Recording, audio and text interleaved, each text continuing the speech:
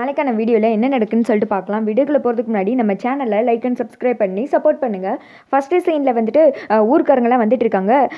இந்த கலசத்தை பார்த்ததுமே எல்லோரும் சந்தோஷமாக இருக்க, இந்த திக்கம் வந்துட்டு சந்திராவுக்கு ஒரே பதட்டம் ஆகிடுது. எப்படி அவன் கையில் கலசம் கிடச்சிருக்கும்? ஒருவேளை நம்ம தான் இதுக்கு பின்னாடி இருப்போம்னு கண்டுபிடிச்சிருப்பானோ? இந்த டிரைவர் பையில எப்படியாவது வீட்டை விட்டு வெளியில் துரத்தி விட்டலாம், அக்காவே அவனை விரட்டி விட்டுருவான்னு பார்த்தா கலசத்தோடு வந்து நிற்கானே, வரமாட்டான்னு நினச்சிக்கிட்டு இருந்தோம் அப்படின்னு சொல்லிட்டு கண்டுபிடி மனசில் போட்டு குழப்பிட்டு இருக்கா. மயில் வந்துட்டு வாங்க வாங்க கலசம் வீட்டுக்குள்ளே தான் இருக்குது, வாங்க கலசம் வீட்டுக்குள்ளே தான் இருக்குது அப்படின்னு சொல்லிட்டு எல்லாரையும் வெல்கம் பண்ணுறாங்க. சாமுண்டி சரிம்மா டைம் ஆயிடுச்சுல, நீங்கள் வந்துட்டு கலசத்தை கொண்டு வந்தீங்கன்னா நம்ம கோயிலில் வச்சு பூஜை பண்ணிடலாம் அப்படின்னு சொல்ல, இந்த கலசம் இந்த வீட்டுக்கு வர்றதுக்கு நாங்கள் எல்லாம் புண்ணியம் பண்ணியிருக்கணும், அதுவும் எங்கள் வீட்டில் வச்சு பூஜை பண்ண கொடுத்ததுக்கு உங்களுக்கு தான் நான் நன்றி சொல்லணும். ரேவதி இதை போய் பூஜை பண்ணி எடுத்துகிட்டு வாமா அப்படின்னு சொல்ல, ரேவதி போய் அழகாக பூஜை பண்ணி அந்த கலசத்தை எடுத்துகிட்டு வராங்க. வாங்கம்மா இதை போய் நம்ம கோவிலில் வந்துட்டு சாத்திடலாம் அப்படின்னு சொல்லிட்டு எல்லாருமே வந்துட்டு கரகோஷத்தோட கோவிலுக்கு வந்துட்டு போய்கிட்டு இருக்காங்க. அடுத்த சைடு கோவிலில் தான் காமிச்சிட்டு இருக்காங்க. சிவனாண்டி பயங்கர சந்தோஷத்தில் இருக்காப்புல.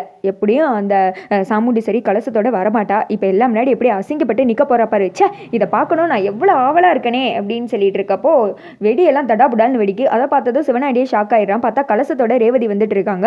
எப்படி கலசம் இவ கைக்கு வந்துச்சு ஒன்றுமே புரியலையே அப்படின்னு சொல்லிட்டு சிவனாண்டி குழப்பத்தில் இருக்க கலசத்தை கொண்டு போய் அந்த சாமி முன்னாடி ரேவதி வைக்கிறாங்க.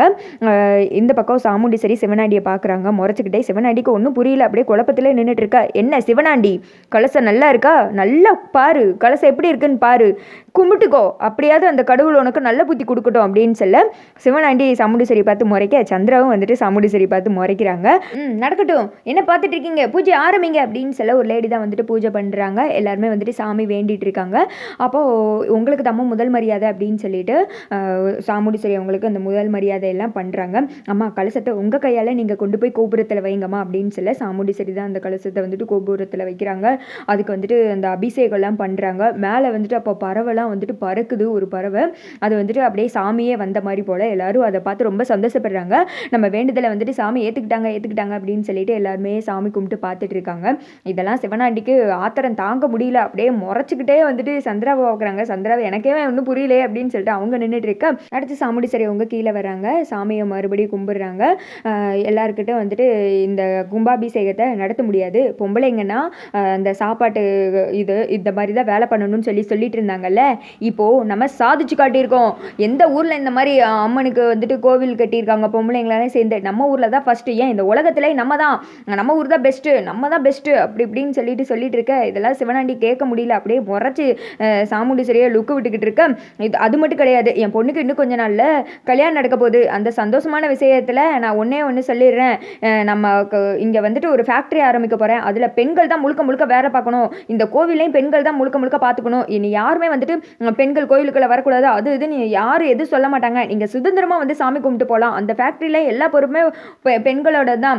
இனிமேல் வந்துட்டு எந்த ஆண்களும் நம்மளை அடக்கி வைக்க முடியாது. அது மட்டும் இல்லை, ஒரு காலேஜையும் கட்ட போகிறேன், அது ஃபுல் அண்ட் ஃபுல்லாக ஃப்ரீ தான். எல்லா பிள்ளைங்களுமே வந்துட்டு நல்லா படிக்கணும். பெண்களுக்கு முக்கியமே கல்வி தான்.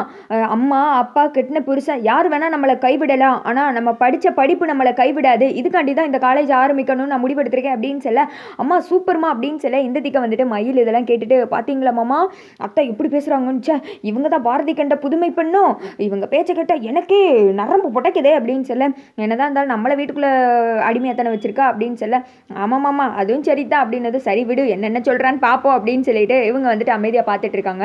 இனிமேல் வந்துட்டு பெண்களை யாராலே அடக்கி வைக்க முடியாது, நம்மளும் வந்துட்டு முன்னுக்கு வரப்போகிறோம் அப்படின்னு சொல்ல, சூப்பர்மா நீங்கள் பெரிய ஆள்மா அப்படின்ற மாதிரி எல்லாருமே ரொம்ப சந்தோஷப்படுறாங்க. அடுத்த சீனில் சிவனாண்டி ரொம்ப கோவத்தில் நின்றுட்டு இருக்கான். அந்த இடத்துக்கு சந்திரா வர்றாங்க. என்ன நடந்துச்சு, எப்படி அந்த கலசம் வந்துச்சு, எப்படியாவது அவளை இந்த ஊருக்காரங்க முன்னாடி அவமானப்படுத்திடலாம் பார்த்தல அவன் என்ன சொல்கிறான்னு, அவள் கிண்டலுக்கு என்ன அவமானப்படுத்திட்டு போகிறான்.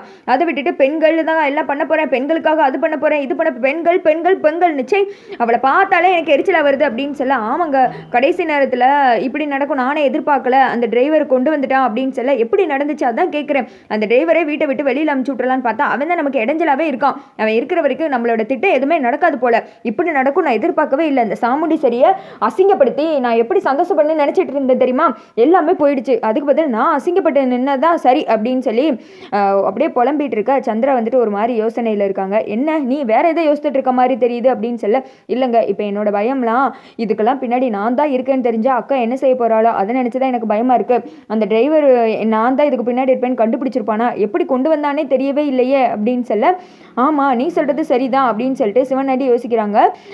சந்திரா நீ இப்போ ஒன்று பண்ணு அப்படின்னு சொல்லிட்டு சொல்லிட்டு ஏதோ ஒன்று பேச அதோட பார்த்தீங்கன்னா வீடியோ முடிஞ்சிருது.